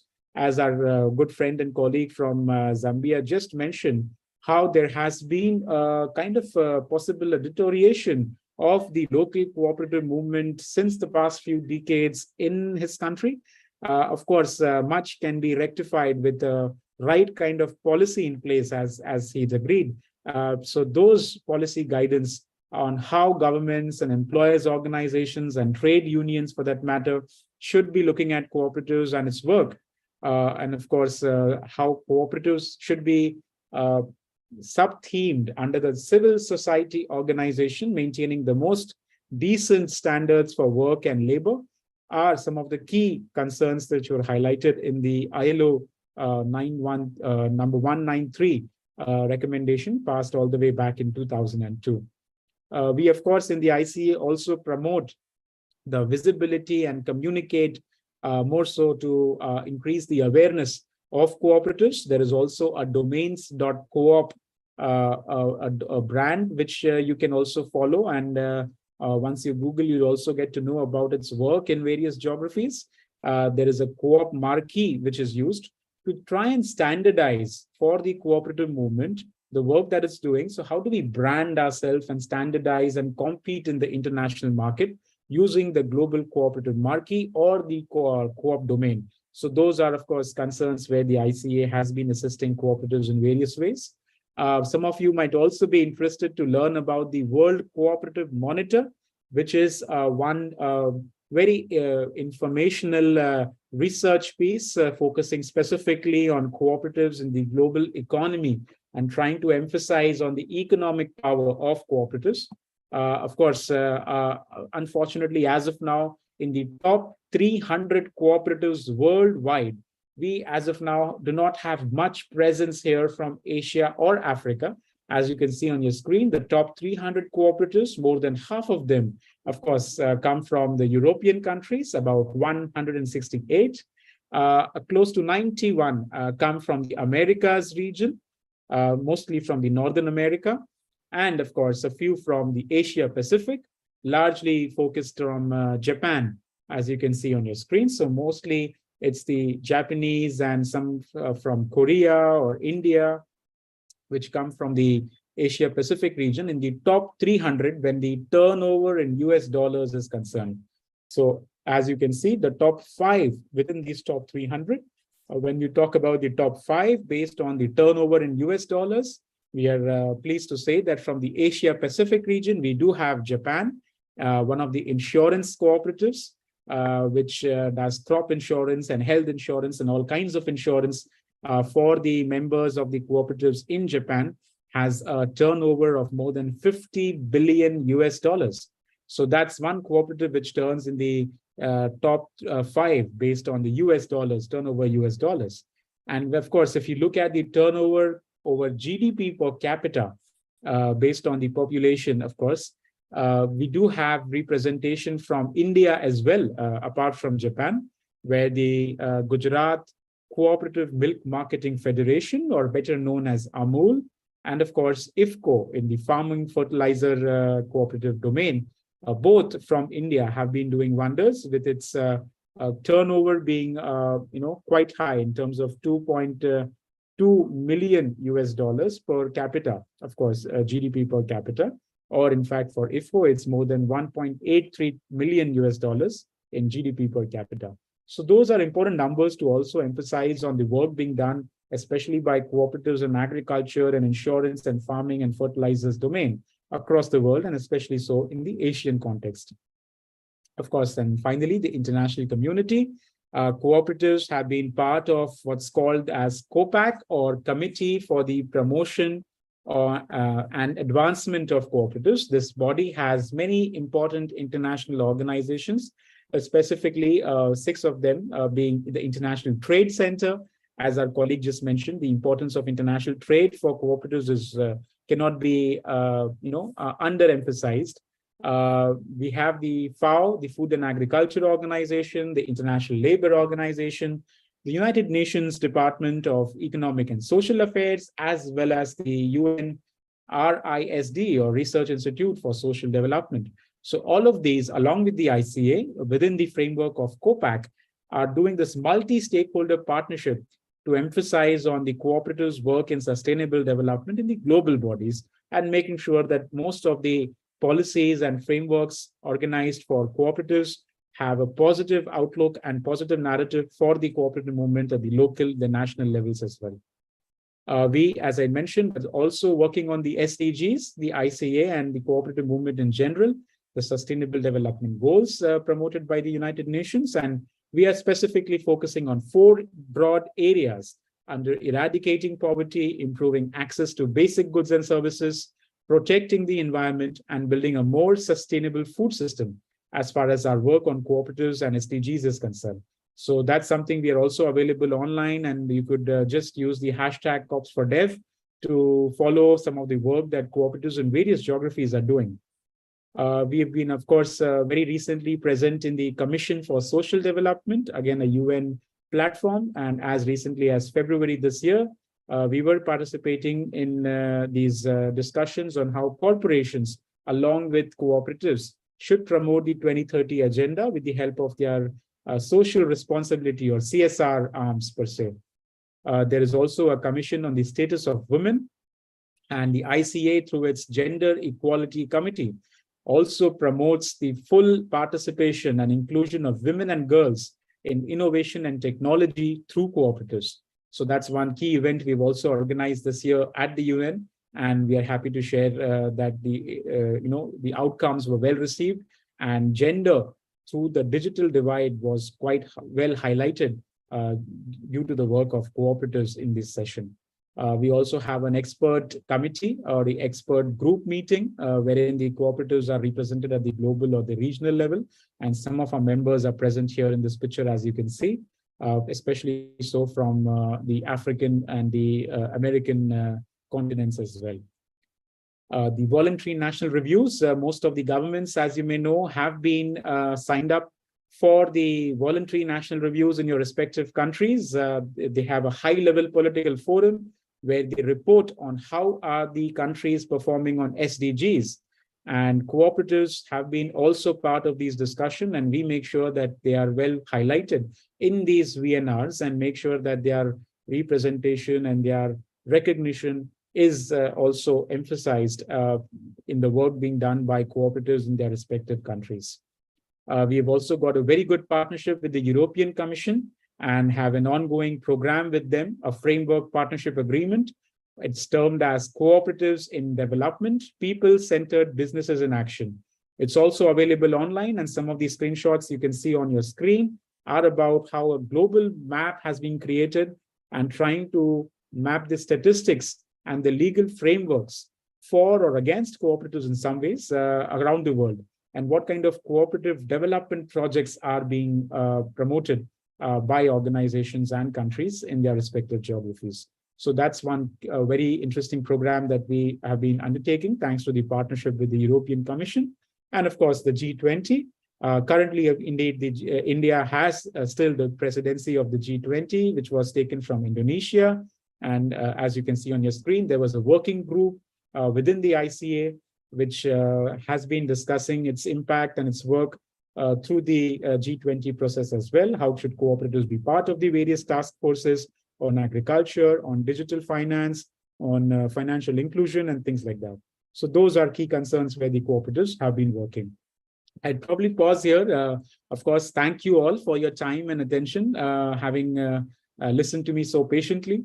And of course, I remain available if there are any questions, comments, clarifications, or of course, free reflections and discussions which you'd like to make to try and promote indeed the cooperative movement through the agricultural programs that you have been undertaking in your respective countries. Thank you once again. Back to you, Dr. Ravi. Thank you, sir. Thank you very much. I think there is one question from Mr. Tamil. Sure, please, Mr. Tami. Please, the floor is yours. Good morning.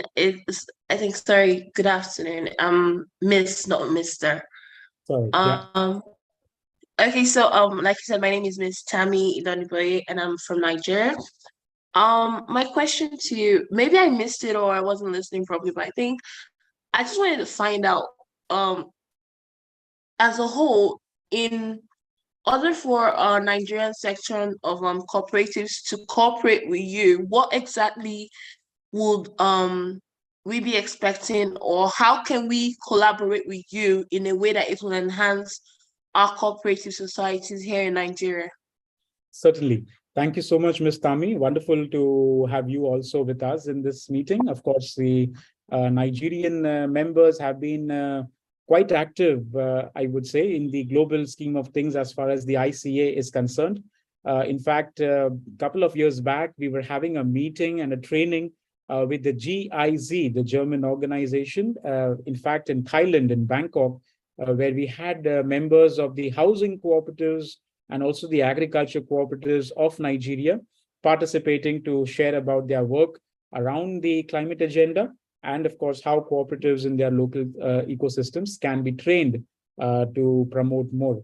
Of course, I represent here the Asia Pacific office in general, but I'm happy to connect you with a couple of our colleagues here in the African continent. We have an office in Nairobi in Kenya, where the ICA and its staff have been housed for a good few years now. We also very recently, a couple of years back, started an office in Egypt, more so for the Arabic-speaking African and Asian world, the Middle East and North Africa. And of course, we have the office in Nigeria already. We also have a committee on agriculture. So we will be happy to connect you with them and see what are the current activities that you're already undertaking. We do have an Africa Regional Assembly coming up where members of the ICA from different countries in Africa will be present. I believe it's in Nigeria itself. I should confirm that with my colleagues. And of course, we are also having a ministers' conference where most of the ministers responsible for cooperatives and related subjects in respective countries will also be gathering to share about the knowledge gained through the best practices in respective countries, and what are the prospects for trade, for legislation, for research, for policy analysis, and things like that. So there would be, I would say, quite a few possibilities to engage, and maybe I'm happy to. Of course, my email and my presentation will be shared. So I'm happy to connect with you after this meeting, and hopefully make the connections with our African colleagues as well. Thank you very much. Thank you very much for that. So with this, we are completing our 15 sessions, and 16th session is a homework. You have to think over based on the previous 15 presentation, and you have to prepare a guideline or your action plan for setting up of a cooperative unit in your place. Please share this through our email or through our WhatsApp group to us, so that when we prepare a documentation, we can also duly acknowledge your effort and learning.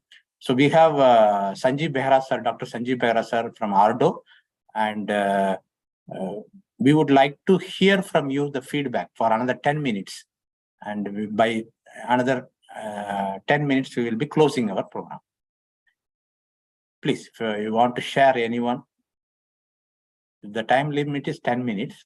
So we would like to hear from one or two officers. Of course, we will be preparing a prescribed feedback form to you in a Google Sheet, Google form. you can fill it leisurely. And also action plan also, you can take 1 week time to prepare and submit to us. And we will put it in our report. And this is the first program, online program we are doing for a 25 country with the support of ARDO. And we thank ARDO for giving us this responsibility. And I believe that with the 15 presentation, VAMNICOM has made justice for presenting this cooperative concept to the world, and we are expecting to get some fruits out of this 4 days effort. So in presence of Dr. Sanjeev Behra, you would listen from 1 or 2, please.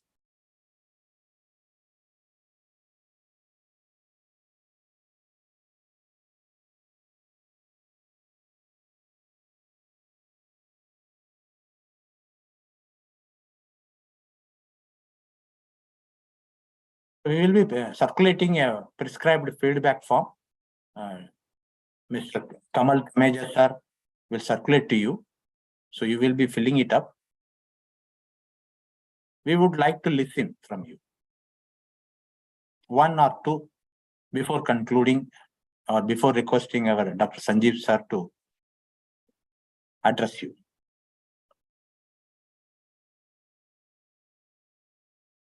Good morning, good Yes, afternoon, please. good evening, everybody. In Yes. fact, actually, maybe I have a suggestion. One person from Asia and one person from Africa, they can say something about the whole program. Okay.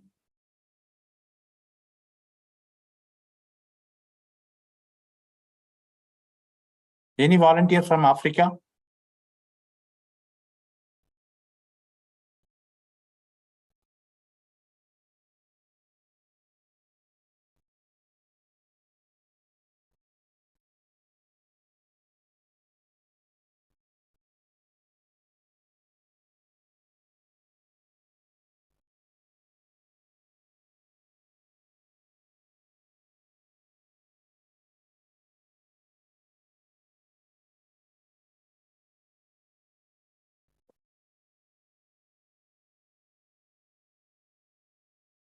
Any volunteer from Asia?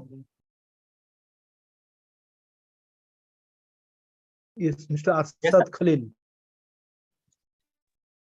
Mr. Arshad, please say. Good afternoon from Pakistan. I am Arshad. I am working as a project manager of agri-financing in an Islamic microfinance institution, world very well known, AHOAT, may you know, interest-free loaning for enterprise and agriculture sector. I am thankful to all of you, and especially VAMNICOM team and the all organizer of this training event. Really very, very excellent topic was very good, and material and sessions were arranged very well relevant to the topic. I really appreciate the whole team.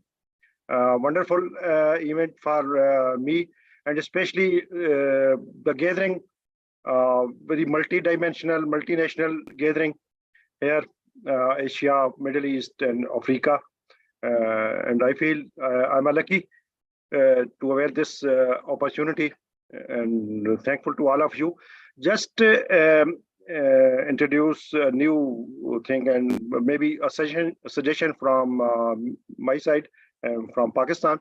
Cooperative model is very, very well result-oriented model, well-known model, and very experienced, and especially subcontinents countries, India, Pakistan, and Bangladesh. And here in Pakistan, we are already doing the same projects like rural development organizations, national rural sports programs, and whatever in social sector and rural development. I just like to suggest that a microfinance sector is a key component for financial inclusion. Cooperative model have a need for financial inclusion as well. no second opinion upon the need of financial instruments for the cooperative model and cooperative membership, especially in enterprise and agriculture sector. So I suggest next time, if you would like to organize such a nice this like event, please also include the financial inclusion model, microfinance institution model, and in collaboration integration with the cooperative model. I think it will be very better opportunity for the most of the cooperative societies and cooperatives to get them help from the microfinance institution for financial inclusion of their membership. At the end, I would like to again thank you so much for all of you, and especially Dr. Ravi and his team. Wonderful. I am clapping for you, all of you. Thank you, sir. Thank you. Thank you, sir. Thank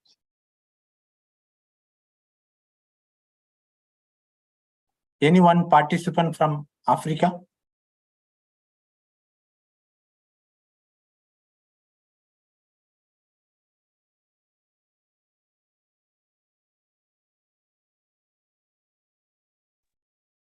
Hello. Anyone? Yes, madam. Yes. Okay. My name is Tammy, and I'm from the Federal Ministry of Agriculture and Food Security in Nigeria. I want to say on behalf of all those from Nigeria, I really do appreciate this opportunity, and everything that you have shared so far has been very enlightening, and hopefully we're going to use it to incorporate into what we've been doing so far to get to a higher standard. And I want to say thank you very much, Dr. Ravi, and your crew members, everybody that made this training very possible. I really want to appreciate you. It wasn't easy, and it's not. I know how hard it could be to organize ICT events online. So I really do appreciate your team. Thank you very much, sir.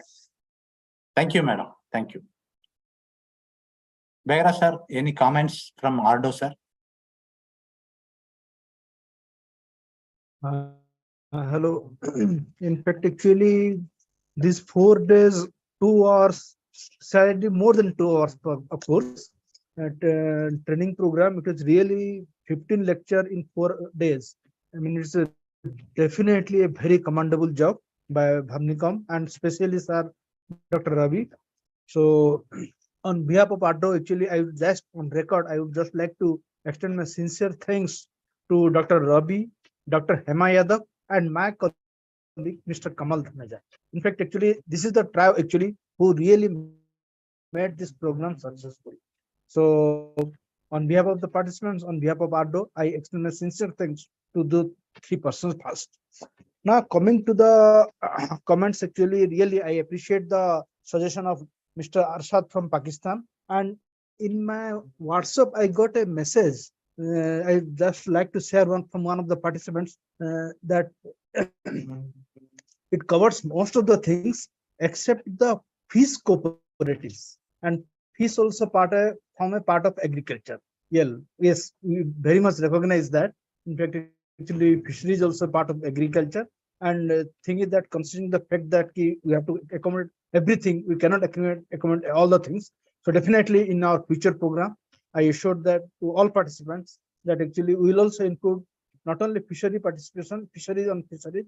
In fact, also there are fish seed corporation also, cooperatives also. So maybe the fisheries part is so vast that need a special training program. We'll have a special training program on fisheries part, fisheries cooperatives. So we took note of this, your suggestions, sir. And so I am thankful to all the resource persons from the NCDFA and CFS, NCDC, then today, Madam Abhilasha Bahuguna, and of course, my good friend from ICA, Mr. Mohit Dave, and the first speaker, Mr. Ritesh De, and Madam Rashmi, then all other speakers also. I'm unable to recapture all the names, and the videos that you also presented, and Dr. Ravi presented for one of the cooperative in Pune. So all these things are very informative, and definitely I'm very confident that actually this whatever basically our objective was to share the information. ARDO as an organization plays the role of the facilitator. And as a facilitator, it is our responsibility to bring all the best practices, good practices across Asia and Africa, and sensitize our officers and other NGO workers and other stakeholders, those who are in the field of different areas, including cooperatives. So this program was specifically meant for cooperatives, and we have tried our best with the kind support of VAMNICOM and more specifically Dr. Ravi. So, he tried our best to give, and definitely we'll do these things. And now actually we have decided that from the online also we'll go to the offline training program very shortly, and we have already circulated to our member countries. But considering the fact that the offline programs attracts a lot of resources for the travel, accommodation, and all these things, the number will be restricted and few people will be accommodated, maybe one person from one country, that is also not possible. So actually we'll follow some criteria, and actually based on that actually we'll select 10 to 12 candidates for that program. So I request actually through the good offices of our officials, those who are present there, if they want to come, they can contact the nodal ministry, respective nodal ministry for this program, and get their nomination recommended for that program. And one more thing, as I just wanted to highlight here also, sir, we have got an affordable technology menu in our website. So that actually talks of a lot of innovations. There are some innovation also fisheries also. There are some innovation in the agriculture also, and those innovations can be very well linked with the cooperatives. Through cooperatives, actually, those innovations can reach to the people with more science and more technology through the cooperatives. It will mark the progress of the rural development in Africa and Asia. So I just don't want to take much of time. And I once again extend my sincere thanks to VAMNICOM, Dr. Ravi, Madam Hema Jadhav, and all other people, those who are behind the screen, and accordingly from ARDO side also, Sonam Gupta ji, our technical person, IT person, and Dinesh Chand, Kamal Dhameja, they all work actually, and there is our team actually, those who work for the training program. I'm thankful to each and everybody. Thank you, and look forward to your kind cooperation in the future days to come. Thank you. So on behalf of VAMNICOM, I thank ARDO for showing faith on VAMNICOM, and the request of Dr. Hema Yadav accepted, and we designed the course with the support of our team, Kalyani Madam, Smita Madam, and I thank all the speakers. Actually, the speakers were identified based on the relevance of this topic, because time is only 2 hours daily, and also we need to connect and give the information from the horse mouth. So we tried to write to all the experts. Our director personally called them and invited them. So everyone has contributed from their bottom of the heart, and they shared their experiences. I thank today's speakers, the volunteers to thank this program, Madam Tami and Mr. Arshad sir, for volunteered and given the positive feedback about this program. And also I thank all our members. We have admitted 141, and every day around 80 participants have participated, and few of the participants have put a remark also. We do consider definitely in the next time when we prepare, we will avoid Fridays in offering our course. And also I thank Sonam Madam and Sabha Madam and VAMNICOM for giving technical support, and the initial interaction, preparation, everything, credit goes to our Kamal Dhameja sir and Bhaira sir, because initial meeting, they both connected online and explored the possibility of conducting the program. And also we thank ARDO for agreeing to give physical program. We are going to come up with a new international hostel. Soon it will be going to be inaugurated by our Honorable Cooperation Minister in VAMNICOM, Pune, India.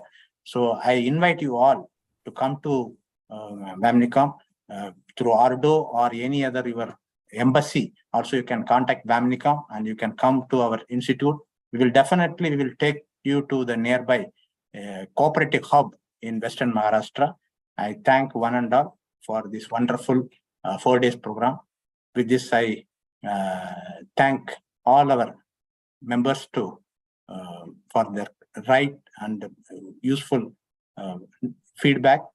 And I request one thing, please give a brief note about your learning and put it in your WhatsApp group so that we can annex it in our report. And feedback form, soon we will be circulating in a Google Sheet. Please fill it up. It will help us to improve our programs in future. Thank you very much to all. Thank you. I would just like to add one more thing. In fact, actually, it is the support of our Secretary General, His Excellency Dr. Manoj Nardev Singh, who is a man of cooperatives, along with actually his interaction with Dr. Hema Yadav, and Yes. their guidance, their support. In Correct. fact, actually played a It's very such important an role great- in organizing this program and the next programs also. And I just want to add one more thing, that actually we had a discussion with the ITEC people here in Delhi. ITEC actually, that is also International Cooperation Division of the Ministry of External Affairs, and they have also agreed to bring VAMNICOM under ITEC, and through ITEC also we will organize training program at VAMNICOM Pune. So Yes, this sir. is a good sign actually, and now we have got partnership with the NCUA and ICA. So NCUA, ICA, your institution and ARDO together, we can do a lot of things on Correct. cooperatives, especially for the rural development in Asia and Africa. Thank you. Yes. Thank you, sir. Thank you.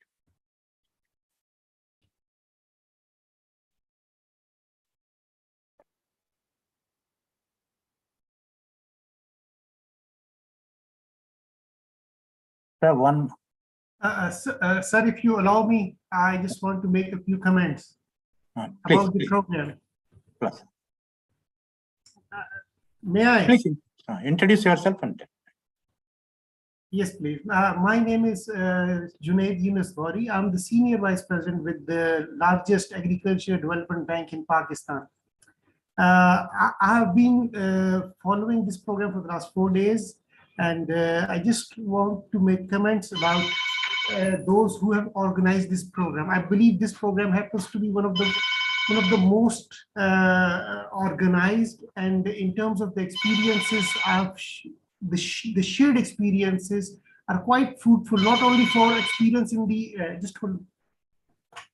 not only for India, but I think for the entire South Asian countries as well as all the developing countries are relevant for the entire set of the developing countries to develop cooperative models, to develop certain agriculture outputs out of them, and to develop their agriculture and all of these allied industries thereon. So I believe this program has been developed on the most, on the lines which were quite relevant for these countries. And I must congratulate all the organizers of the programs, those who have organized the program, those who have contributed to this program, those who have taken time out to share their experiences, all those who have been the part of this 4-day programs, all those who have made quite a very fruitful presentations herein.